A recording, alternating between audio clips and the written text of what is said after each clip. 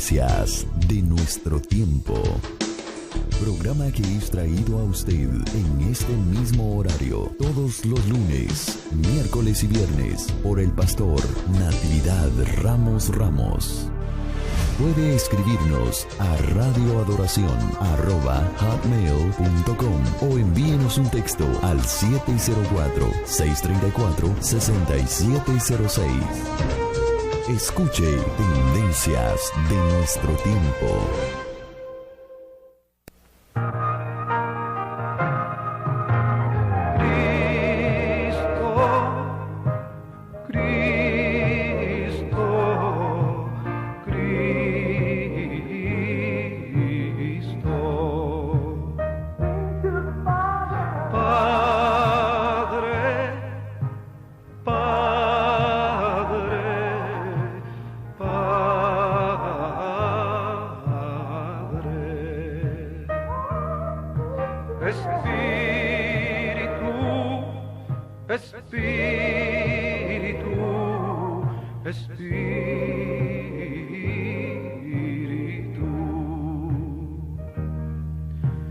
Deja tu agua viva entre mi alma correr.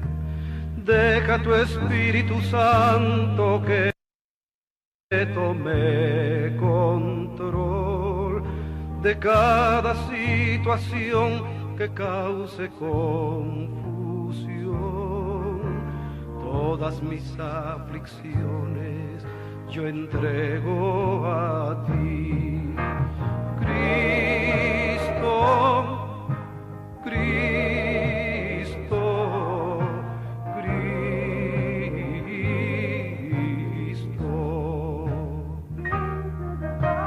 Padre, Padre, Padre.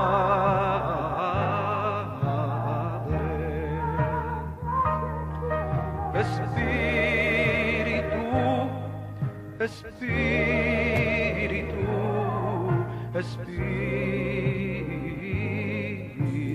Gloria al Señor. Bueno, le damos los muy buenos días a cada uno de ustedes el día de hoy por este momento que el Señor nos permite de volver a regresar hasta su hogar, ahí en su automóvil, en su trabajo, donde quiera que se encuentre. Le agradecemos infinitamente por esta oportunidad que se nos deja entrar hasta su lugar. Bueno, queremos saludarle a usted que nos está sintonizando en cualquier parte del mundo a través del internet y también a través de la estación ahí en la ciudad de Nueva York, tanto como aquí en Carolina del Norte. Les agradecemos infinitamente su participación, su deseo de poder apreciar lo que Dios nos ha dejado en las Santas Escrituras. Y bueno, en esta mañana queremos también agradecer al pastor Natividad Ramos, en el cual también tiene la disponibilidad de poder llevar este mensaje hasta su hogar. Y bueno, vamos a dejarle el lugar a nuestro hermano Natividad para que desde la ciudad de Monterrey, Nuevo León, México, nos haga partícipe de esta preciosa enseñanza ahí en la carta de los Efesios. Pastor, muy buenos días, adelante, le escuchamos. Muy buenos días, y como siempre yo espero estos momentos con mucha alegría. Participar para mí es un placer en Cristo. Le agradezco a Dios que me haya llamado para ser ministro de su Hijo. Y gracias también a Dios por todos ustedes, nuestros hermanos, en donde quiera que nos están escuchando. Esperamos que las cosas que reflexionemos construyan nuestra vida de fe, que bendigan nuestros corazones. Y sí, ciertamente estamos en la carta a los Efesios, aunque de hecho el capítulo 4 ya lo hemos terminado. Y voy a leer el capítulo 5, del versículo 1 al 7. Dice el apóstol, y es con el pasaje con que cerramos el mensaje anterior. Dice: sed pues imitadores de Dios como hijos amados, y andad en amor, como también Cristo nos amó, y se entregó a sí mismo por nosotros, ofrenda y sacrificio a Dios en olor suave. Pero fornicación y toda inmundicia o avaricia, ni aun se nombre entre vosotros como conviene a santos. El apóstol empieza el versículo 3 con ese pero. El 4, ni palabras torpes, ni necedades, ni truhanerías, que no convienen, sino antes bien acciones de gracias. Porque sabéis esto, que ningún fornicario, o inmundo, o avaro, que es servidor de ídolos, tiene herencia en el reino de Cristo y de Dios. Nadie os engañe con palabras vanas, porque por estas cosas viene la ira de Dios sobre los hijos de desobediencia. Y luego dice el 7, no seáis pues aparceros con ellos. O sea, no siembre usted en la parcela de ellos. Así que, mis hermanos, terminamos el capítulo 4 con aquella exhortación a la cual conviene ponerle mucha atención. El apóstol dice, y no contristéis al Espíritu Santo de Dios. Exhortación, desde luego, que el apóstol interesantemente la pone mientras está hablando del vestir al nuevo hombre. Es decir, la pone allí como parte de ese todo, donde no hacer caso a estos mandatos de vestir al nuevo hombre significa entrar en conflicto con el Espíritu Santo, y que hablamos de eso, de la gravedad de un conflicto con el Espíritu de Dios. Es algo muy grave. Creo que lo tenemos en la advertencia del versículo 17 del capítulo 4, donde el apóstol Pablo sentenciosamente nos dijo, esto pues digo y requiero en el Señor. Palabras que tienen un carácter judicial. Es como si dijera, los pongo a ustedes bajo juramento, que les he dicho que no andéis como los demás gentiles. Sería igual a decir, cuiden de no entrar en conflicto con él, desobedeciendo estas órdenes. Luego entonces reviste gravedad no obedecer ese mandato de y vestir al nuevo hombre. Y así terminó ese capítulo, dando instrucciones, escúchame mi hermano, dando instrucciones de tener una buena relación con el Espíritu de Dios. Y dio buenas razones, en tanto es Él quien hará una gloriosa operación redimiendo nuestros cuerpos en la resurrección, cuando el Señor Jesús venga por nosotros. Acuérdese que dijimos, y si el espíritu de aquel que levantó a Jesús de los muertos mora en vosotros, Él también vivificará nuestros cuerpos. Si usted tiene una mala relación con el Espíritu Santo, dígame quién lo va a poder levantar de entre los muertos. Por eso el apóstol Pablo está usando un lenguaje de alta gravedad, y yo dije con carácter judicial. Y ante esa operación que está en exclusiva a cargo del Espíritu Santo, ¿qué tan importante es que el creyente tenga o tengamos una buena relación con Él? Me parece que el apóstol está haciendo esto un asunto capital, altamente significativo. Y apenas entramos al capítulo 5 y el apóstol reanuda lo que ha estado diciendo en el capítulo 4 acerca de las cosas que hay que dejar. Usted recuerda eso en el capítulo 4, dejen de mentir, dejen el enojo, de tal manera que entonces pareciera ciertamente que hizo un paréntesis para decirnos cuidado con el conflicto con el Espíritu Santo. Y ahora el apóstol escala las ideas y contrapone eso de contristar al Espíritu Santo con sed pues imitadores de Dios como hijos amados. Y tengo que decir qué gran desafío nos lanza el apóstol: imitar a Dios, sí, pero en carácter de hijos y de hijos amados. Ponga cuidado a esto. Algunos eruditos dicen que esta es una cuestión ontológica. Usted me va a preguntar, ¿y qué es eso? De manera sencilla le diré que se refiere a la relación existente entre el ser de Dios y nuestro ser, de su espíritu a nuestro espíritu. Es como hablar que de Dios viene un cordón umbilical por donde alimenta a nuestras almas con su esencia, nutrirse de él. Entonces, si esta cosa es entre seres, imitar a Dios indiscutiblemente sería adquirir semejanza con él. Y eso desde luego, entendiéndolo en proporción de lo que somos nosotros, en proporción de seres finitos como hombres, hasta donde podemos imitar a Dios eterno que es infinito.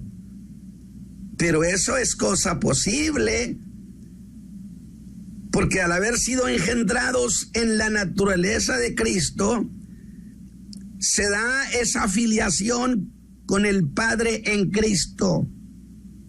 Por lo tanto, semejante mandato del apóstol sí es posible, mis hermanos, porque entre nosotros y Dios existe una relación de familia. Es una relación de padre con sus hijos. Y de allí entonces que la palabra filiación signifique el que desciende de otro. Y nosotros descendemos del Hijo, y en Cristo Dios es nuestro Padre. No olvide que el apóstol ha estado hablando del nuevo hombre. Eso no lo olvide. No se distraiga, sigue hablando del nuevo hombre. Pero ese nuevo hombre, él quiere que se reconozca como descendencia de Dios en Cristo, lo que trae como consecuencia la imitación. ¿O no es así entre los hombres con sus padres? Pablo insiste en que sería impropio. Vaya observando la idea del apóstol. Pablo insiste en que sería impropio exhibirnos con el título de hijos de Dios sin mostrar semejanza con él. Se dice que Alejandro el Grande un día descubrió entre sus tropas a un soldado que tenía el mismo nombre de un valiente, solo que este era cobarde, a quien le dijo de la manera por demás propia: renuncias a tu cobardía o renuncias a tu nombre. Así que en el verso 2 del capítulo 5, el apóstol es como si volviera al capítulo 4 con aquello de el andar digno, que ahora lo convierte en un andar en amor. Ve usted el lenguaje del apóstol Pablo, tan exquisito. El andar digno lo convierte ahora en el capítulo 5 en un andar en amor.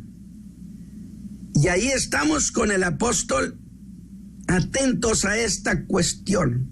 Estamos emocionados, pero de manera sorpresiva, y yo debo decir hasta abrupta. El apóstol retoma una nueva exhortación en el mismo sentido que estaba haciendo en el capítulo 4.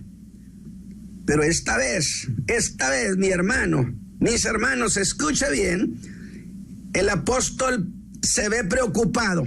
Permítame decirlo de esa manera. El apóstol se ve preocupado por uno de los vicios más arraigados en los gentiles y que no quiere que estos lleguen a los hijos de Dios. Uno de los vicios más arraigados de los gentiles, el de la inmoralidad sexual. Pero aclaro que esta vez no les habla como si eso estuviera sucediendo en la iglesia. No se vaya a confundir. Lo que habló en el capítulo 4 eran cosas que sí estaban sucediendo. Mentían, hurtaban, esas cosas.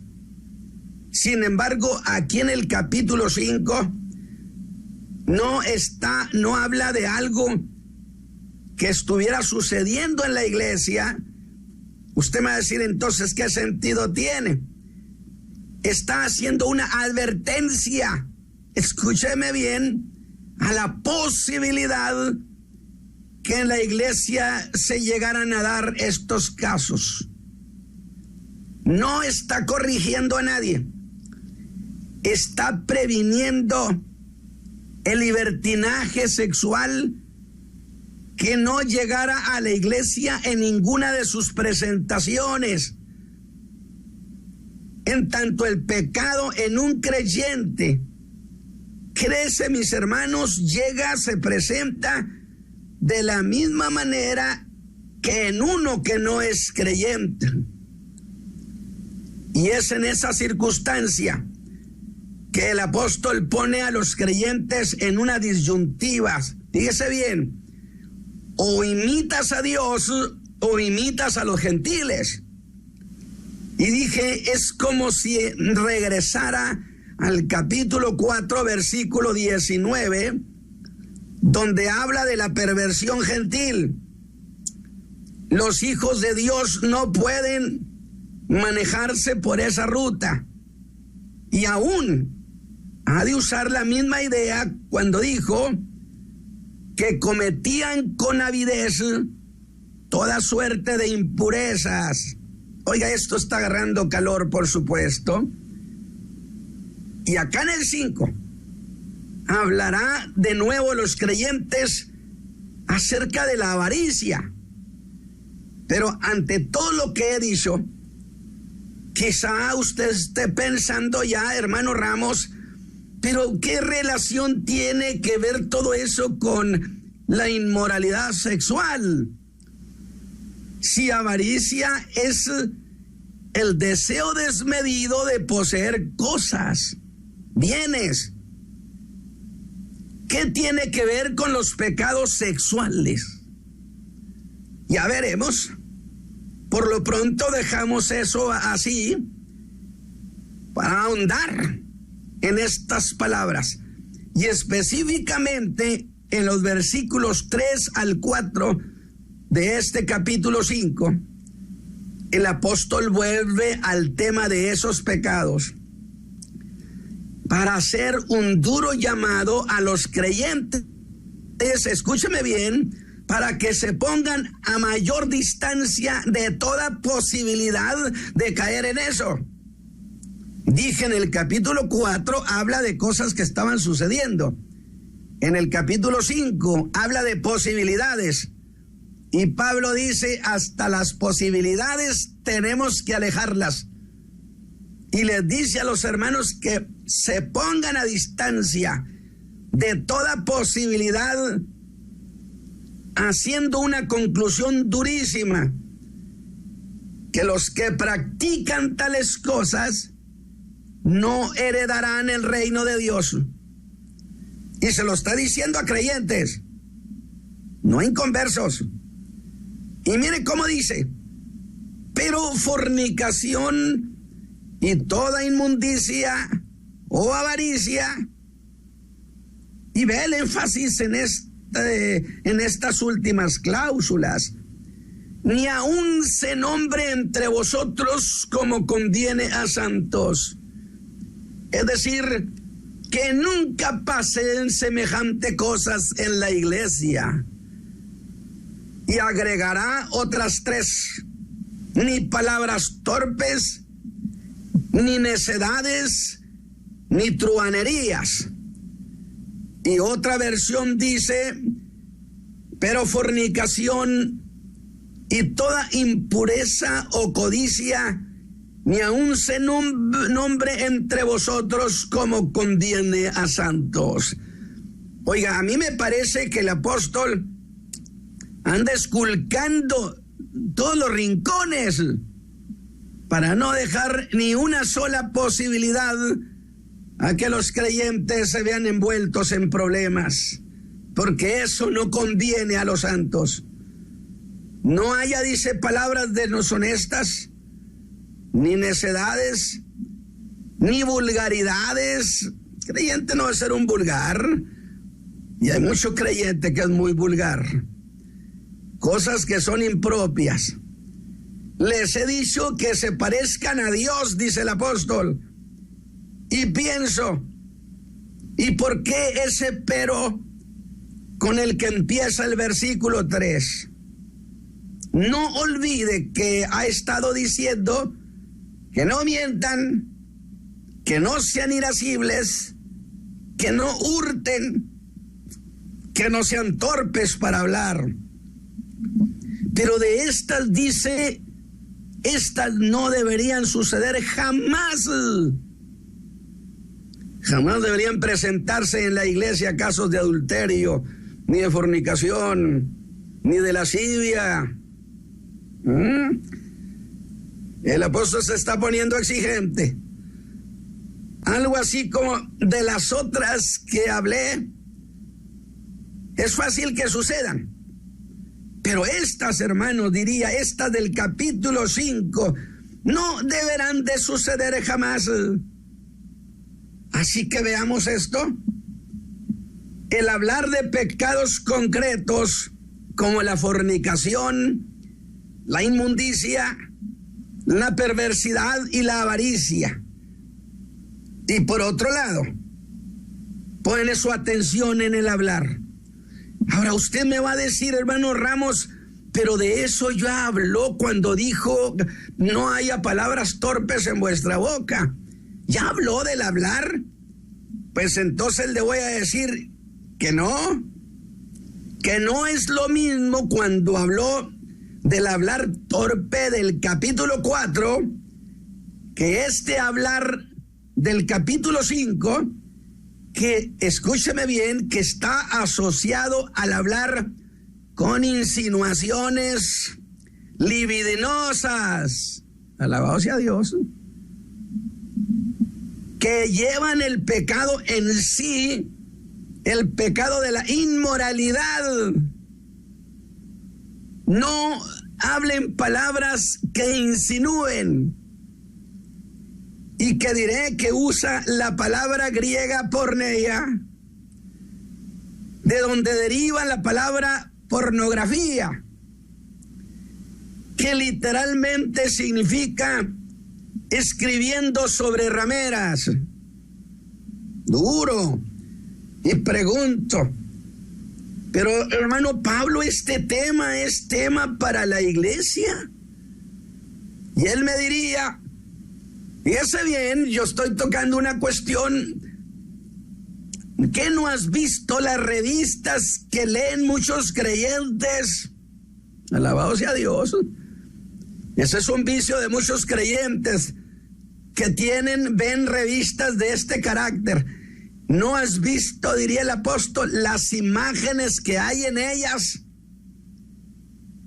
El primer pecado posible que pone frente a los ojos de los creyentes es la fornicación.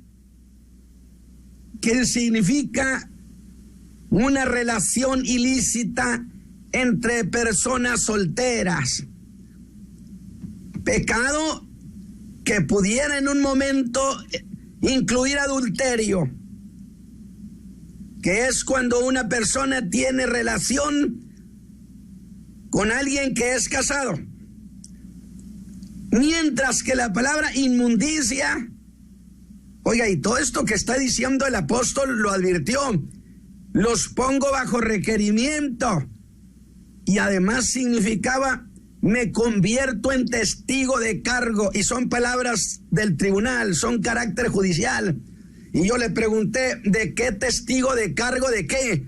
De que les advertí abiertamente que no cayeran en esto. Mientras que la palabra inmundicia se requiere o se refiere al uso de cualquier imagen inmoral, por lo que se puede contextualizar y decir que incluye que los creyentes, en este caso, no deben curiosear esas revistas obscenas, porque hay demasiado creyente que las ve. Digo, y no me diga que por qué se ofende y se entristece al Espíritu Santo, o cualquier material sugerente, que cualquier material que sugiere y alimenta esas pasiones. Y en tercer lugar, el apóstol introduce una palabra que pareciera a primera instancia que está fuera de lugar, pues habla de avaricia. Avaricia, digo, en medio de estas palabras de inmoralidad sexual, que es el deseo insaciable ciertamente de tener cosas ilícitamente. Solo que el apóstol pone la avaricia en medio de los pecados de fornicación e inmoralidad. Y el apóstol es deliberado. Coge esa palabra y la pone en medio. Y digo, esto entonces lo cambia todo. Y adquiere la palabra avaricia connotación de pecado sexual. Y usted dirá, ¿por qué? Bueno, tratando de entender mejor esta cuestión, hago lo que muchas veces he hecho. Acudí al griego. Y me gusta acudir al griego porque se escribió en griego, en el griego koiné, del pueblo. Y se pierde uno muchas buenas ideas cuando ignora estas cuestiones. Pero dejo eso. Acudí al griego, aunque con cierta inconformidad, porque ¿cómo pensar eso como cosa posible entre creyentes? Estamos hablando de hijos de Dios, estamos hablando de la iglesia.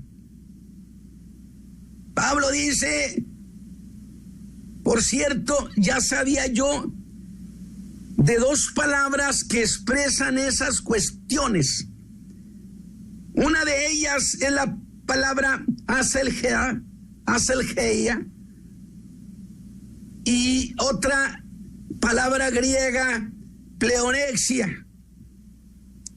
Y le digo, hermano Pablo, ¿cómo podemos pensar en que existen en la iglesia creyentes aselges?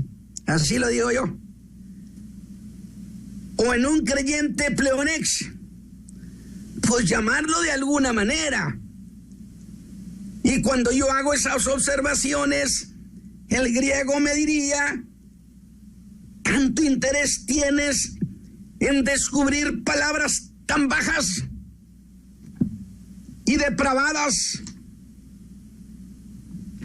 ¿Piensas acaso en creyentes así?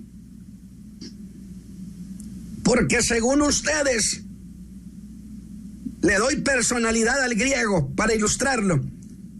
El griego me diría, porque según ustedes son hombres nuevos, porque si ese hombre nuevo del que han estado ustedes hablando se comportara así, ¿en qué ha cambiado con relación a los demás?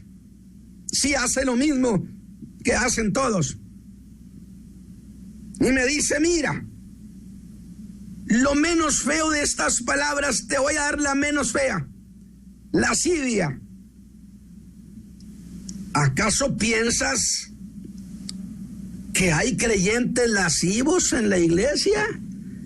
Yo le pregunto a usted, mi hermano, porque ¿usted qué me dice? ¿Que hay creyentes lascivos? Que su mirar es una sugerencia, es una insinuación. Alabado sea Dios. Me parece que abunda eso. ¿Qué me diría usted, mi hermano? ¿Acaso hay creyentes que practican lascivia y están en la iglesia, son creyentes? O bien podía preguntarlo de otra manera. ¿Diría usted que existen en la iglesia creyentes que tienen una mentalidad impura? Contésteselo usted. Se me hace muy difícil para que pueda decir que no.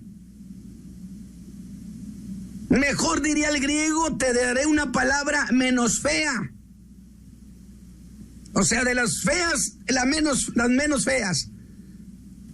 Y es acatartos, dice. Ese es alguien que es impuro.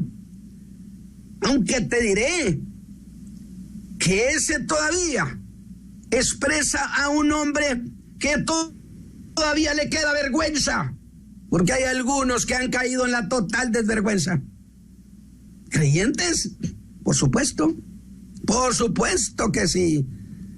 Creyentes que van haciendo sus hazañas por todas partes donde se mueven y dejan una estela de maldad por donde pasan. Alabado sea Dios.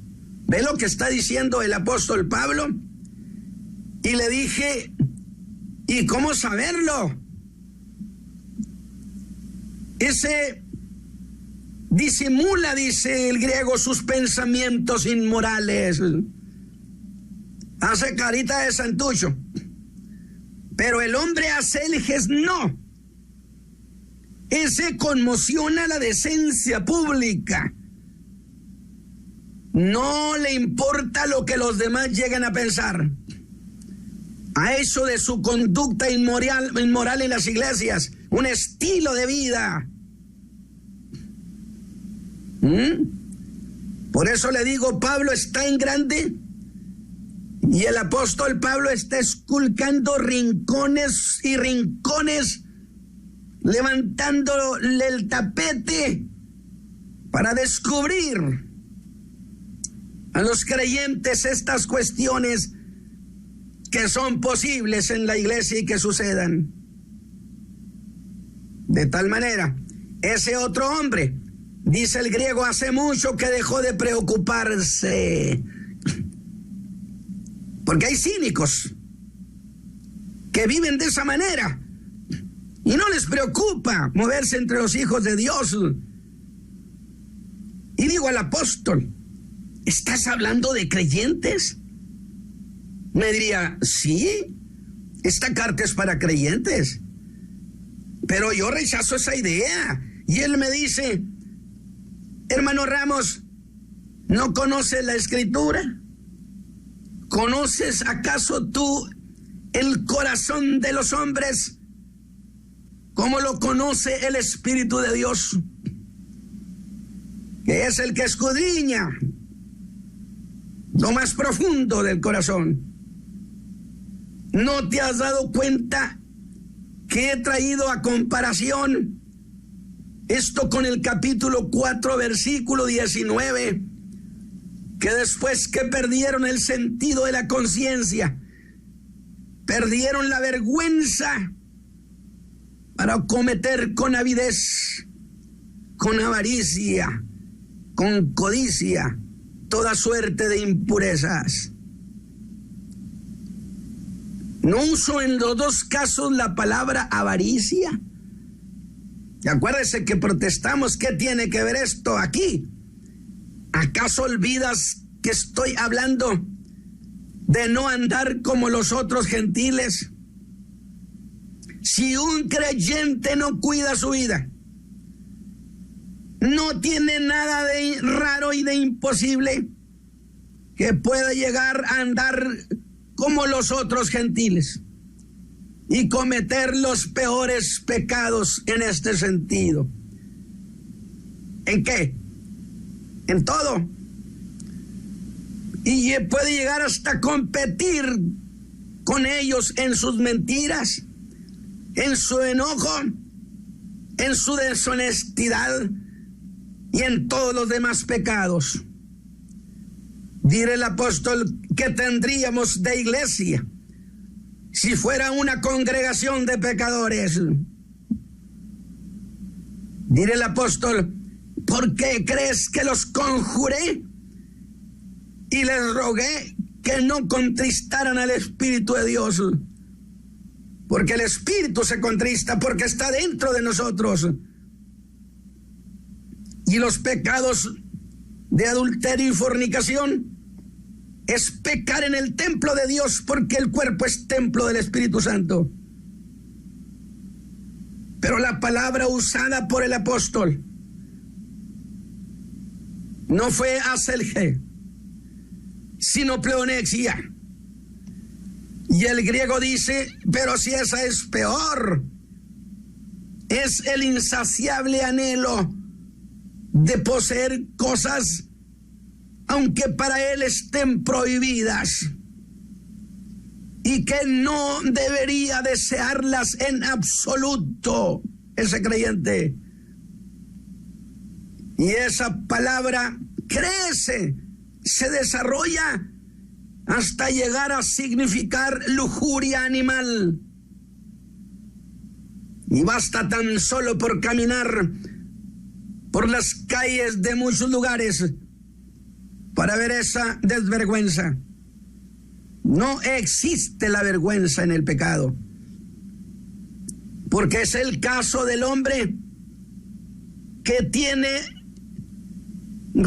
menos reparos que un animal para satisfacer sus deseos. Y mire usted, esta palabra fue usada por Josefo, quien dijo que este era el pecado que introdujo Jezabel para llevar al pueblo de Dios a la desvergüenza, estableciendo cultos orgiásticos públicos que se hacían en los santuarios de Baal en la tierra de Israel. Y cuando Elías llegó y vio esa desvergüenza animalesca, tuvo vivo celo por Jehová de los ejércitos. Pero el griego me dirá, yo no te he hablado todavía de pleonexia. La palabra más desagradable, Pablo la usa, significa algo así como codicia fiera. El hombre se abraza a ella como se abrazaban a una diosa. Entonces la fornicación es codiciar así, abrazarse de una pasión, y nada los detiene. Parecieran animales en celo. Pero está hablando de creyentes, dijo Pablo, estoy hablando de los creyentes. Si esta es una cuestión muy seria, somos el pueblo de Dios. Y se abrazan a su pasión en equivalencia a la idolatría. Y se hace entonces clara la razón por la cual el apóstol sentencia: no tendrán herencia en el reino de Dios. Porque volverse a esos vicios preferidos por el gentilismo es quedar excluidos del reino de Dios. Es el espíritu del hombre que que no tiene más Dios que sus deseos. Pablo, pero estamos hablando de creyentes. Usted que me dice, mi hermano, está equivocado, Pablo. ¿Cuántas cosas de estas suceden en la iglesia contemporánea? Por eso dice Pablo que es idolatría. Y ahora el apóstol apela a lo que algunos llaman exageración. Pues dice que esto ni aún se nombre, que estas cosas jamás se oigan, que han sucedido entre creyentes, que eso es andar como los gentiles, que hablan de todo sin recato alguno. Escúcheme bien, hablan de inmoralidades sexuales sin recato alguno. Oiga, pero en la iglesia, ¿acaso se hace eso el día de hoy? ¿Sí? ¿Cómo es posible que en la iglesia se promuevan los llamados seminarios donde hablan de sexo sin tapujos, de la misma forma que lo hacen los que no conocen a Dios, con toda falta de vergüenza? ¿De dónde sacaron eso? ¿Del mundo gentil? ¿Cuánta razón tenía el apóstol? Se defiende de esto diciendo que estos son otros tiempos, que es tabú, que no hablar abiertamente y sin tapujos de toda clase de temas sexuales es para una iglesia que se quedó en el pasado. ¿Cierto o no, mi hermano? De tal manera que cuando dan seminarios hablan de las cosas más bajas. En algunos casos los nutren de información de prácticas sexuales. Dicen que la discreción y la vergüenza son de una iglesia anticuada. Pero queda el verso 4. Y ahora el apóstol dirige su atención a la manera de hablar que son accesorios de estos pecados. Son el contacto sutil. Ya no es el torpe del 4. Escala el hablar impropio de un hijo de Dios. Y lo primero fue la palabra torpe. Solo que en esta vez, escúcheme bien, incluye el hablar acompañado de gestos obscenos, de sugerencias, incluyendo chistes muy sugestivos, que lo más lamentable es que algunos lo hacen en el mismo púlpito, porque han perdido la vergüenza, la reverencia que nos debe el altar. Predican y los festejan. Luego agregan necedades, que en griego implica, escúcheme bien, parlería de sonsos, que según el griego es el hablar de una persona que tiene deficiencias intelectuales, cuando que tenemos grandeza en el Evangelio de Jesucristo y podemos hablar de cosas de veras ilustres. Gloria a Dios. Escuche esto. Dice el griego es hablar como alcantarilla, cuya única función es llenar el aire de suciedad mental. Debe ser así, mis hermanos. ¿Acaso el nuevo hombre, el redimido, el transformado, el cambiado? Pablo se para en el camino de los creyentes y nos grita: no, hermanos, no entren en conflicto con el Espíritu de Dios practicando esas cosas. Con cuánta razón os digo y requiero en el Señor. Y agrega el apóstol: ni truanerías. Esa palabra no se halla en ninguna otra parte del Nuevo Testamento. Y mire lo que significa: aquellos que tienen una actitud ágil, una mente ágil para cambiarle el sentido a las cosas. Alude a convertir cualquier cosa, por más inocente que ésta sea, en una idea sugestiva sexual. Es astucia en el campo de la inmoralidad. Viejo hombre con sus mañas, en el error de sus deseos. A estos creyentes yo los llamo los creyentes pícaros. Y algunos se ufanan de decir: es que yo soy picarín. Muy bien. Era clásico en Éfeso el gusto por bromear en doble sentido. ¿Cuánto creyente dice cosas en doble sentido, mi hermano? Y el apóstol descalifica la broma que implique ese contenido, y aún tiene una connotación para dejar la idea de los riesgos del bromear en ese sentido. Pero ¿cuál es el riesgo? Hay un riesgo de una persona conversa y el que le oye.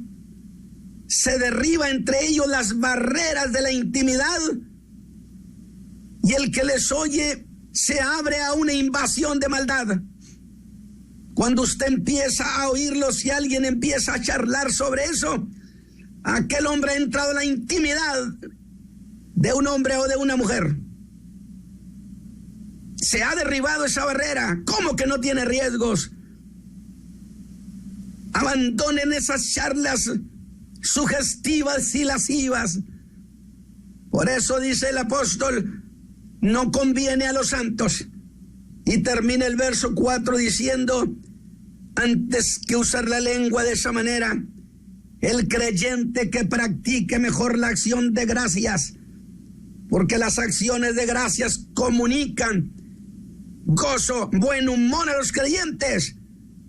El buen humor que los gentiles quieren conseguir a base de chistes y picardías y de sugerencias inmorales. Dígame una cosa, Pastor Isaí, a mí me parece que el apóstol Pablo se ha desbordado esta mañana. Ha ido a los rincones de la vida del creyente. Que Dios me los bendiga, y yo espero que esto signifique abandonar tantas cosas que existen en la misma iglesia. Que el Señor le bendiga, hermano Isaí. Amén. Gracias, pastor, por esta enseñanza el día de hoy. No cabe duda que estamos hablando cosas que muchas veces aún los cristianos lo hacen en secreto, y tanto como cuando uno ora, Dios recompensa aún en la intimidad, dice la palabra, y tu Padre que ve en lo secreto te recompensará en público. Es decir, que tarde que temprano estas cosas se manifiestan. Las palabras que hablaba el pastor, palabras de doble sentido, y bueno, esto hay que tener cuidado porque eso está lleno, y yo creo que hay culturas que se caracterizan por esa manera de hablar, doble sentido. Pero cuando venimos a ser nuevas criaturas en el Señor, no que tenemos que traer la vieja manera que nosotros hablábamos. Otro tiene que ser nuestro diccionario, otra manera de hablar, de expresar, porque el mismo Espíritu nos da, nos hace conscientes de que nosotros debemos de hablar conforme a las cosas que se hablan en los cielos, en las cuestiones de amor, de gozo, de felicidad. No podemos ser lo que éramos antes. Y el pastor, habló varias cosas sobre la pornografía, visualizar muchas veces como la lascivia. Eso trae impureza al cuerpo de Jesucristo. Yo le invito, si usted tiene alguna pregunta o algún comentario, nos quedan escasamente 2 o 3 minutos para que podamos atenderle. 704-831-2465. Y bueno, como él decía, hay lujuriosos, una lujuria animal que es una vergüenza. Nosotros, siendo salvos por gracia, tenemos que dejar la vieja naturaleza. Algunos traían eso y tenemos que dejarlo totalmente. Las cosas, Cristo las ha hecho nuevas. No podemos hablar, no podemos actuar como mucha gente actúa, ya que hemos sido reformados, transformados por el poder del Espíritu Santo. Yo creo que es el cambio que Cristo ha hecho en nuestras vidas. Pastor, yo tengo una pregunta en esta mañana, si es posible, si nadie llama, ¿nos consideramos pecadores o ya no somos más pecadores? Una pregunta que muchas veces hay personas que dicen, bueno, es que todavía somos pecadores. ¿Qué es lo que usted tendría algo que decir, pastor, si me puede hacer referencia a este caso? ¿Somos o no somos?